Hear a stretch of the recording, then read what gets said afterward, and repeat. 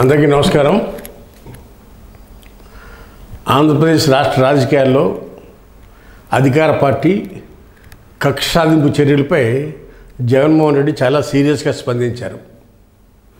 ఇటీవల గన్నవరం మాజీ ఎమ్మెల్యే వల్లభనేని వంశీ విషయంలో కూడా వంశీని కూడా హైదరాబాద్లోని వంశీని అరెస్ట్ చేసి తీసుకొచ్చి విజయవాడ జైల్లో పెట్టారు.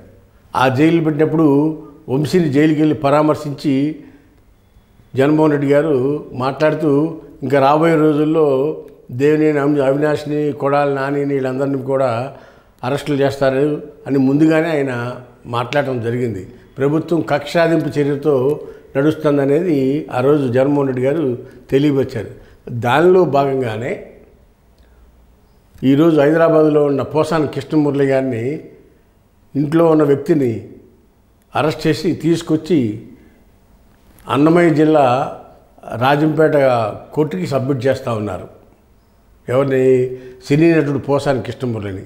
గతంలో ఈయన వైసీపీ అధికారంలో ఉన్నప్పుడు కూటమి నేతలు చంద్రబాబు నాయుడిని, లోకేష్ని, పవన్ కళ్యాణ్ని విమర్శించాడని, తిట్టాడని, అన్పార్లమెంటరీ మాటలు మాట్లాడాడని ఆయన మీద కేసులు పెట్టారు ఆంధ్రప్రదేశ్లోని 10 జిల్లాల్లో. దాని మీద ఆయనకు పోలీసులు నిన్న అరెస్ట్ చేశారు పోసాని కృష్ణమురళిని.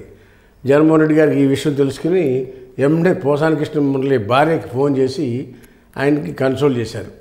దేవుడు చూస్తున్నాడమ్మా, ఇవన్నీ కూడా అక్రమ అరెస్టులు, ఏమి నిలబడవు, మేము అండగా ఉంటాం, మీరు భయపడొద్దు, ధైర్యంగా ఉండండి అని పోసాని కృష్ణమురళి గారి శ్రీమతికి స్వయంగా జగన్మోహన్ రెడ్డి గారు ఫోన్ చేసి చెప్పినట్టుగా మనకు తెలుస్తూ ఉంది.